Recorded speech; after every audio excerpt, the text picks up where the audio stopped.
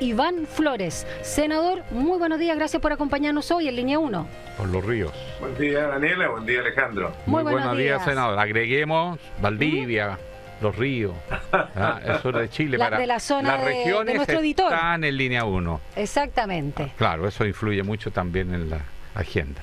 Bueno, pero vamos a lo nuestro. Por supuesto. Senador, usted fue ayer a reunirse con la ministra de Interior, pero había expresado en la víspera que había diferencias ideológicas y de procedimientos en los proyectos claves de la agenda de seguridad. ¿Esas diferencias ideológicas se abordaron ayer y en qué consiste? Exacto. ¿Qué es lo que es distinto? Bueno, efectivamente, Alejandro, buena parte del debate, yo diría a inicios del 2023, también en la Comisión de Seguridad que integraba, estaba cruzada no solamente por opiniones técnicas, sino que también por posturas. Y en estas posturas, por ejemplo, en un debate bastante arduo como fue el de la ley Naim Retamal, en donde claramente tuvimos diferencias de opinión con el gobierno, en donde el gobierno pensaba que esto era la ley del gatillo fácil, y nosotros decíamos que no, era sencillamente para establecer una diferenciación entre el rol del policía y eventualmente una persona que es aprendida. Bueno, en ese contexto yo he señalado lo que dije, ¿no? Porque veíamos que efectivamente en la discusión que había ocurrido, y digo había porque entiendo que hay mejora sustantiva en la discusión del mejoramiento del sistema de inteligencia, sistema de inteligencia, no una institución que se dedica a hacer inteligencia, o las reglas de uso de la fuerza, o el proyecto que le da contenido y posibilidades de llevarse a cabo esta reforma constitucional que ya tenemos aprobada desde el año pasado, entregándole al presidente atribuciones para poder convocar a las Fuerzas Armadas para proteger infraestructura crítica, pero no está definido el contenido y por lo tanto no se puede aplicar. Y en ese contexto, sin duda que ha habido una discusión que no solamente es técnica, sino que además es ideológica, ante lo cual las propias Fuerzas Armadas, sin ser deliberantes, por supuesto, han manifestado su preocupación porque los dejan en una condición muy compleja, muy difícil, y que tiene que ver hoy día también con lo que algunas autoridades, particularmente alcaldes, han estado planteando como exigencia al gobierno que instale las Fuerzas Armadas ni siquiera en infraestructura crítica, en algunas comunas que tienen dificultades desde el punto de vista de la delincuencia. Y eso no es posible, por montones de razones, empezando por, ¿alguien sabe cuánto es el número de efectivos de la Fuerza Armada que podrían estar disponibles para poder efectuar esas tareas, teniendo buena parte del contingente ocupado en la macrozona norte, en la cuestión fronteriza, y en la macrozona sur, por la violencia que hay en esas tres regiones? La respuesta es, pareciera que no. Además hay un problema, senador, porque las Fuerzas Armadas chilenas se basan en la conscripción, lo que significa que son conscriptos de 17 a 19 años, poniéndolo en situaciones que son extremadamente complejas y que las propias policías, que son ya profesionales con trayectoria y experiencia, se ven desbordados. En consecuencia, no es llegar y sacarlo, hay que llegar, en qué condiciones salen, hay que prepararlo, hay que cambiar la mentalidad, la doctrina, la formación de los uniformados para que asuman dentro de sus funciones constitucionales el apoyo a la seguridad interna. Bueno, sin ninguna duda, además, Alejandro, lo sabes perfectamente, no es lo mismo un funcionario del Ministerio de Transporte que su formación está hecha para poder hacer una fiscalización al transporte público que un funcionario del Ministerio de Salud que tiene otra tarea. Las Fuerzas Armadas tienen una tarea completamente distinta a la que tienen las instituciones policiales, ¿no? La inteligencia militar es completamente distinta y debe ser completamente distinta a la inteligencia de las policías. Entonces, combinar y cambiarle el rol de la noche a la mañana a una institución para intentar transformándola en un soporte de otra, no funciona. No solamente son chicos jóvenes que, los empiezan a preparar para poder defender la patria en circunstancias bien distintas a lo que significa la recuperación del orden público, el combate a la delincuencia. Por lo tanto, las Fuerzas Armadas jamás van a poder reemplazar a los policías. Podrán eventualmente, en casos excepcionales, proteger efectivamente infraestructura crítica como se hace en otros países, y por esa razón ya se le dio la atribución al presidente de la República, pero aquí hay varias respuestas que no están resueltas a las preguntas. Por ejemplo, solamente un paréntesis nomás. Por ejemplo, ¿cuáles infraestructuras críticas? Porque uno entiende que infraestructuras críticas son los servicios eléctricos como servicio estratégico, los servicios de agua potable, que son fácilmente vulnerables y que podrían afectar a mucha gente si es que fueran efectivamente Pero podríamos pensar en Nueva York, por ejemplo.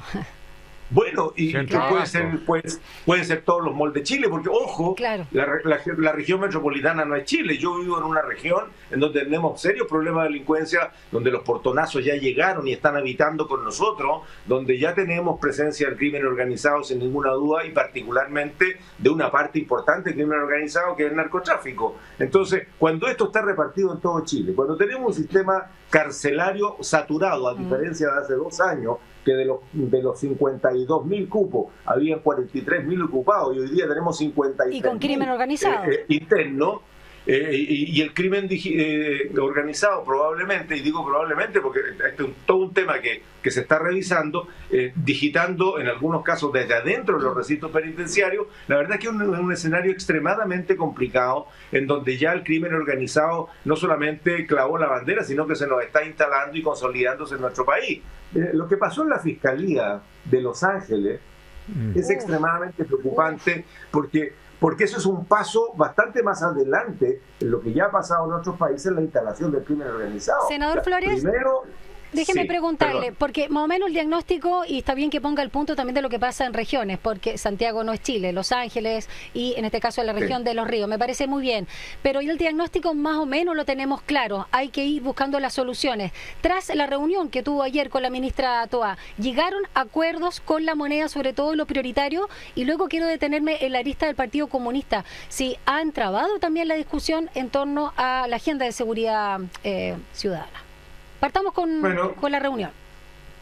Bueno, partí por el principio. Yo inicié mi tarea probablemente el día de ayer en la Comisión de Seguridad, y es la jefa de gabinete, y que además tiene todavía la función del orden público y el combate al delito del Ministerio del Interior. Mientras tanto, no apuremos, y ojalá que apuremos, el Ministerio Público, que la verdad es que está quedando bastante bueno. Teníamos una serie de aprensiones cuando iniciamos el debate, y yo creo que hoy día lo que va a salir en segundo trámite de la Cámara para el tercero en el Senado, creo que va a ser una buena propuesta para Chile.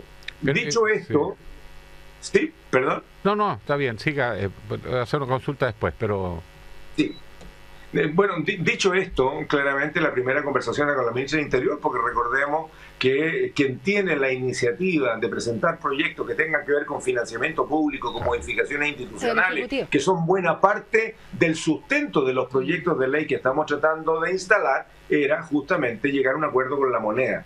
Mira, inmediatamente después de la reunión con la ministra del Interior me reuní con la Asociación Nacional de Magistrados, que normalmente se les pregunta poco y tienen mucho que decir, porque son ellos los que administran las normas que finalmente entre el Ejecutivo y el Congreso Nacional despachamos para que se puedan aplicar, y los magistrados también tienen algunas preocupaciones. Entonces, desde ese punto de vista, estoy iniciando una serie de reuniones que no solamente es con la ministra del Interior, con los magistrados, sino que va a ser con los comandantes jefes de las Fuerzas Armadas, por cierto, con ambas policías, por cierto, con lo que tenemos de inteligencia. Y esto lo digo encogiéndome de hombro, Alejandro, Daniela, porque la verdad es que tenemos un sistema de inteligencia completamente desmantelado.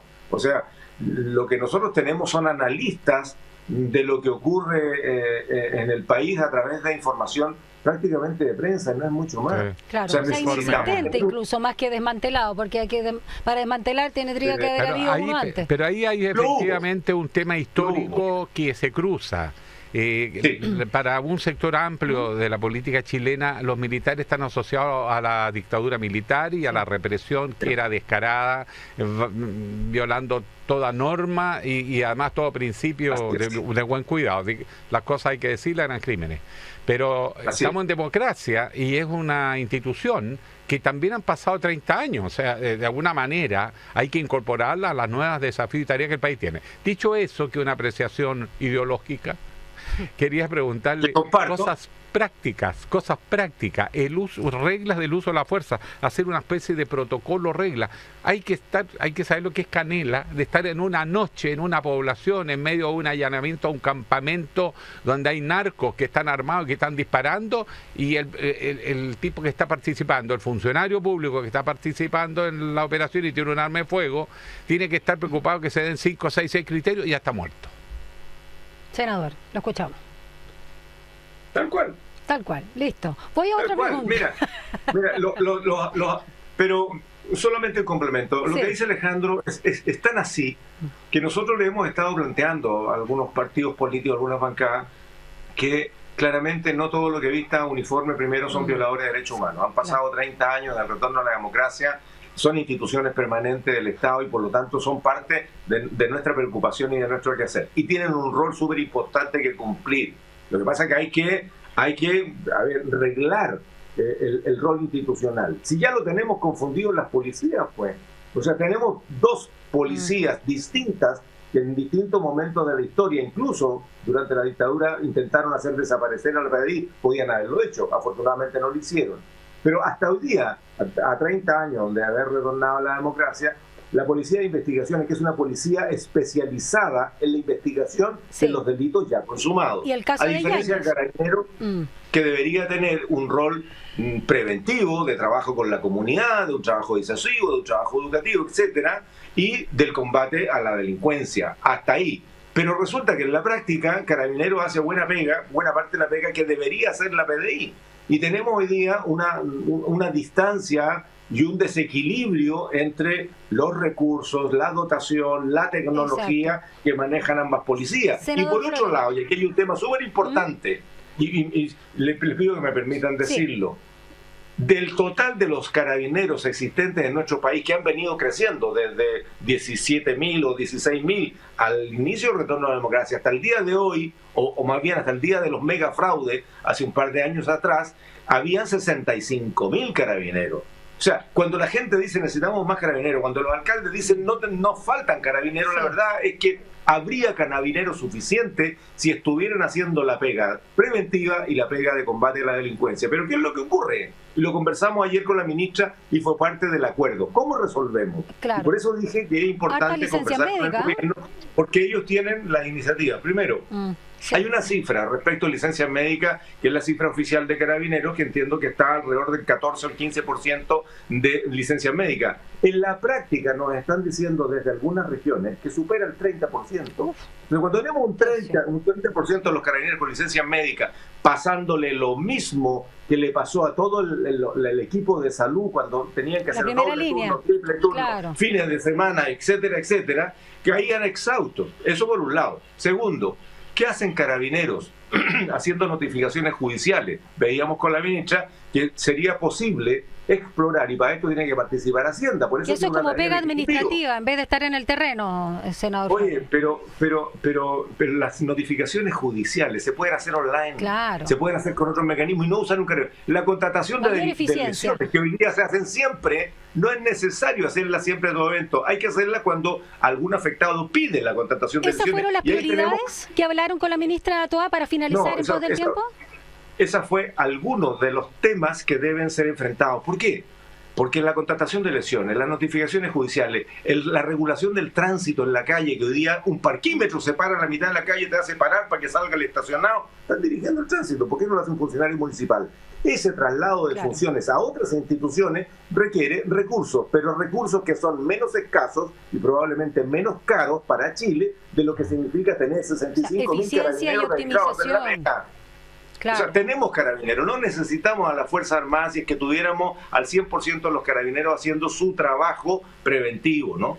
Y eso yo creo que va a ser buena parte del debate en lo que viene, claramente. Sí, senador, la última consulta por mi parte, tiene que ver con el rol de la Fiscalía. Acabamos de recibir el informe que hizo el Fiscal Nacional, 100% de cumplimiento. Mire, para aplaudir de pie. y mencionan el 7% tiene que ver con la efectividad en la investigación policial. El 7% de la evaluación. ¿Y el resto qué son? Atención mire, al cliente. La cantidad, exacto. Sí. Se produce una denuncia porque hubo un asalto a una casa, un ataque a una persona, mandan a un funcionario, interroga a las víctimas y cierra la investigación. Claro. Esto es una tomadura de pelo. Y están ganando bonos y cosas que llega a ser un sueldo más en el año. Sí, mira. O sea, que los fiscales también se ganen la pega, porque o sea, lo que ocurre con los PMG en la administración pública tienen una distorsión que tiene que ver con, a ver, cómo hacemos que el sistema público tenga un mejor ingreso, más competitivo, te fijas, sin tener que modificar la ley de planta, digámoslo así. En el caso del Ministerio Público, claramente tiene un problema. Primero, los fiscales están saturados. Casi 2.000 causas por fiscal es un indicador que está muy por encima de lo que incluso algunos países que han tenido dificultades con el delito en general, tienen mucho menos causa. La cantidad de fiscales por población, lo mismo. Por ejemplo, el caso colombiano nos más que duplican. Y por otro lado, en Chile tenemos una cifra que nos debería preocupar, y es el alto grado de causas que se archivan. Son causas sin imputado conocido, o sea, está la denuncia, nunca encuentran a la persona que lo cometió y se archiva. Y eso es más del 65% de las causas que se archivan sin avanzar para ninguna parte. Porque, para empezar, la mayoría no tiene imputado conocido. Y aquí hay un tema que es súper importante y que tiene que ver con lo de los valledores. O sea, cuando se le exige el carnet, un documento de identificación, no necesariamente carnet, a las personas, se habló de discriminación contra los extranjeros. Y la pregunta es, ¿y por qué tiene que haber un extranjero sin papeles? O sea, cuando las cifras que hoy día tenemos, y que hay una cifra negra que nadie conoce, respecto de los migrantes en Chile, que son alrededor de 1,5 millones, buena parte de ellos tienen documentación que les permita entrar en el país. 200 y tantos mil, casi 300.000, se empadronaron voluntariamente ante el llamado del Ejecutivo, porque fue el gobierno pasado y también en este. Pero no se sabe cuántos están indocumentados que no quieren empadronarse, y la pregunta es ¿por qué no quieren empadronarse? Si es re fácil, si están en un país que les puede brindar empleo, que les puede dar alguna facilidad y están ocultos. Lo que ocurre, y ahí viene el criterio Valencia, es que en el caso de cometer delito por estas personas, la verdad es que si no los aprenden, nadie sabe quiénes son, dónde están, dónde viven, qué participación pueden tener en la cuestión de... Nadie sabe nada. Entonces, vamos a estar abordando ese tema. Muchísimas gracias, senador Iván Flores, presidente de la Comisión de Seguridad. Una pega bien ardua, lo tengo que interrumpir, senador, porque se nos va el tiempo. Además viene un huracán a Valdivia. Tenemos que hablar, de hecho, con el alcalde de Pedro Aguirre Cerda a propósito de lo que sucedió en Lo Valledor. Que le vaya muy bien, senador Flores. Un abrazo grande. Gracias por conversar con nosotros esta mañana en Línea 1. Chao, Daniela, un gusto verte, Alejandro. Muchas gracias, don Iván Flores, senador de la República. Nos separan de las 8 de la mañana, 8 para las 8, vamos a una breve pausa y ya regresamos aquí en la 94.5 Radio USACH y Santiago TV 50.1.